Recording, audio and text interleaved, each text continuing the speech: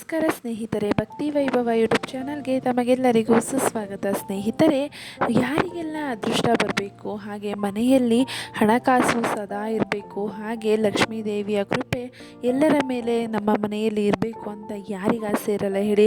ಹಾಗೆ ಅದೃಷ್ಟವನ್ನು ಪಡ್ಕೋಬೇಕು ಅಂತ ಇದ್ದರೆ ಈ ಒಂದು ಕೆಲಸನ ನೀವು ಮಾಡಿ ನೋಡಿ. ಅಂದರೆ ಮನೆಯ ಬಾಗಿಲಲ್ಲಿ ಅಥವಾ ಕಳಸದಲ್ಲಿ ನೀವು ಮಾಡುವಂತಹ ಈ ಒಂದು ಪೂಜೆ ನಿಮಗೆ ಅದೃಷ್ಟವನ್ನು ತಂದುಕೊಡುತ್ತೆ ಅಂತಲೇ ಹೇಳ್ಬೋದು. ಹಾಗಿದ್ರೆ ಯಾವೆಲ್ಲ ವಸ್ತುಗಳನ್ನು ನೀವು ಮನೆಯ ಭಾಗದಲ್ಲಿ ಇಟ್ಟರೆ ಅದೃಷ್ಟ ಆಕರ್ಷಿಸುತ್ತೆ ಅನ್ನೋದನ್ನು ನೋಡೋಣ. ಹಾಗೆ ನೀವು ಕಳಸ ಪೂಜೆಯನ್ನು ಹೇಗೆ ಮಾಡಬೇಕು ಅಂತ ಕೂಡ ವಿಡಿಯೋದಲ್ಲಿ ತಿಳ್ಕೊಳ್ಳೋಣ. ಸ್ನೇಹಿತರೆ, ವಿಡಿಯೋ ಇಷ್ಟ ಆಗುತ್ತೆ ಅಂದ್ಕೊತೀನಿ. ಇಷ್ಟ ಆದರೆ ವಿಡಿಯೋಗೆ ಲೈಕ್ ಮಾಡಿ, ಶೇರ್ ಮಾಡಿ, ಕಮೆಂಟ್ ಮಾಡಿ. ಹಾಗೆ ಕಮೆಂಟ್ ಬಾಕ್ಸ್ನಲ್ಲಿ ಓಂ ಶ್ರೀ ಮಹಾಲಕ್ಷ್ಮಿ ನಮಃ ಎಂದು ಕಮೆಂಟ್ ಮಾಡಿ. ಹಾಗೆ ದಯವಿಟ್ಟು ಚಾನಲನ್ನು ಸಬ್ಸ್ಕ್ರೈಬ್ ಮಾಡ್ಕೊಳ್ಳಿ. ಸ್ನೇಹಿತರೆ, ಮನೆಯ ಮುಂಬಾಗಿಲು ಮನೆಯ ಒಳಗೆ ಪ್ರವೇಶಿಸುವ ಸ್ಥಳವಾದ್ದರಿಂದ ವಾಸ್ತುವಿನಲ್ಲಿ ಇದಕ್ಕೆ ಹೆಚ್ಚುವಿನ ಪ್ರಾಮುಖ್ಯತೆಯನ್ನು ನೀಡಲಾಗುತ್ತೆ ಅಂತಲೇ ಹೇಳ್ಬೋದು. ವಾಸ್ತು ಪ್ರಕಾರ ಮನೆಯ ಬಾಗಿಲಿನಲ್ಲಿ ಇಡುವ ಈ ಒಂದು ವಸ್ತುಗಳು ಮನೆಯೊಳಗೆ ಅದೃಷ್ಟವನ್ನು ಆಕರ್ಷಣೆ ಮಾಡುತ್ತೆ ಅಂತಲೇ ಹೇಳ್ತಿದ್ದಾರೆ. ಹಾಗೆಂದರೆ ಯಾರು ತಾನೇ ಅದೃಷ್ಟವನ್ನು ಬಯಸೋದಿಲ್ಲ ಹೇಳಿ. ಹಾಗೆ ಅದೃಷ್ಟವನ್ನು ಪಡೆಯಲು ಜನರು ಯಾವುದನ್ನಾದರೂ ಮಾಡಲು ಸಿದ್ಧರಿರ್ತಾರೆ ಅಲ್ವಾ. ವಾಸ್ತುಶಾಸ್ತ್ರದಲ್ಲಿ ಅದೃಷ್ಟವನ್ನು ಪಡೆಯಲು ತುಂಬ ಸುಲಭವಾದ ಸಲಹೆಗಳನ್ನು ನೀಡ್ತಾರೆ ಅಂತಲೇ ಹೇಳ್ಬೋದು.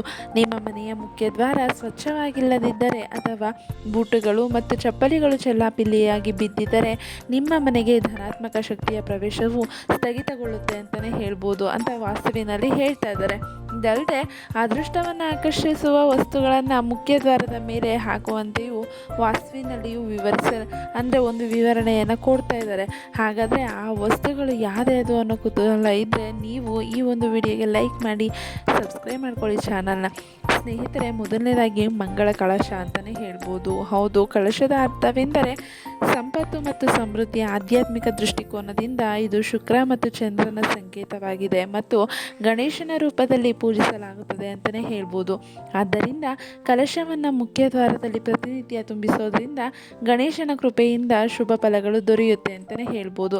ಬೇಕಿದ್ದರೆ ತಾಮ್ರದ ಕಲಶವನ್ನು ಇಟ್ಕೊಳ್ಳಬಹುದು. ಲೋಟ ಅಥವಾ ಕಲಶ ಯಾವುದನ್ನು ಇಟ್ಟರೂ ಅದರ ಬಾಯಿ ಅಗಲವಾಗಿರಬೇಕು. ಪ್ರತಿದಿನ ಬೆಳಗ್ಗೆ ಸ್ನಾನದ ನಂತರ ಕಲಶವನ್ನು ತುಂಬಿಸಿ ಮತ್ತು ಅದರಲ್ಲಿ ಕೆಲವು ಗುಲಾಬಿ ದಳಗಳನ್ನು ಹಾಕಿ. ಹೀಗೆ ಮಾಡೋದ್ರಿಂದ ಧನಾತ್ಮಕ ಶಕ್ತಿಯು ನಿಮ್ಮ ಮನೆಯ ಸುತ್ತ ಆಕರ್ಷಿಸುತ್ತದೆ ಅಂತಲೇ ಹೇಳ್ಬೋದು. ಹಾಗೆ ಈ ನೀರನ್ನು ಪ್ರತಿದಿನ ಬದಲಾಯಿಸ್ತಾನೆ ಇರಬೇಕಾಗತ್ತೆ. ನೀರನ್ನು ಯಾರು ತುಳಿಯದಂಥ ಜಾಗದಲ್ಲಿ, ಗಿಡದ ಮೇಲೆ ಅಥವಾ ತೆಂಗಿನ ಮರದ ಬುಡದ ಕೆಳಗಡೆ ನೀವು ಹಾಕಬೇಕಾಗತ್ತೆ. ಇದಾದ ನಂತರ ನೀವು ತೋರಣ, ಬಾಗಿಲಿಗೆ ಯಾವುದೇ ಇದ್ದಿದ್ರೂ ತೋರಣ ಮಾತ್ರ ಯಾವತ್ತೂ ಮಿಸ್ ಮಾಡೋಕ್ಕೆ ಹೋಗಬಾರ್ದು. ಅಂದರೆ ಯಾವುದೇ ಶುಭ ಕಾರ್ಯವಾಗಲಿ, ಹಬ್ಬ ಹರಿದಿನವಾಗಲಿ ಬಾಗಿಲಿಗೆ ತೋರಣ ಕಟ್ಟುವ ಸಂಪ್ರದಾಯ ಹಿಂದಿನಿಂದಲೂ ನಡೆದುಕೊಂಡು ಬಂದಿದೆ. ತೋರಣವನ್ನು ಕಟ್ಟೋದ್ರಿಂದ ನಿಮ್ಮ ಮನೆಯಲ್ಲಿ ಎಲ್ಲ ಶುಭ ಕಾರ್ಯಗಳು ಯಾವುದೇ ಅಡೆತಡೆಗಳಿಲ್ಲದೆ ಪೂರ್ಣಗೊಳ್ಳುತ್ತೆ ಅಂತಲೇ ಹೇಳ್ಬೋದು. ತೋರಣಕ್ಕೆ ಮಾವಿನ ಎಲೆಗಳನ್ನು ಅತ್ಯುತ್ತಮವಾದದ್ದು ಅಂತ ಅಶೋಕ ಎಲೆಗಳಿಂದಲೂ ಅತ್ಯುತ್ತಮವಾದದ್ದು ಅಂತಲೇ ಹೇಳ್ಬೋದು. ಮತ್ತು ಅಶೋಕ ಎಲೆಗಳಿಂದಲೂ ಮಾಡಬಹುದಾದ ಒಂದು ತೋರಣವನ್ನು ನೀವು ಬಾಗಿಲಿಗೆ ಹಾಕಿದ್ರೆ ಅದು ಮಂಗಳಕರವಾದದ್ದು ಅಂತಲೇ ಹೇಳ್ಬೋದು. ಹಬ್ಬಗಳ ಹೊರತಾಗಿ ಪ್ರತಿ ಮಂಗಳವಾರದಂದು ನಿಮ್ಮ ಮನೆಯಲ್ಲಿ ತೋರಣವನ್ನು ಹಾಕಿದ್ರೆ ತುಂಬ ಶುಭ ಫಲಿತಾಂಶಗಳು ಸಿಗುತ್ತೆ ಅಂತ ವಾಸ್ತುಶಾಸ್ತ್ರದಲ್ಲಿ ವಿವರಿಸಲಾಗಿದೆ ಅಂತಲೇ ಹೇಳ್ಬೋದು.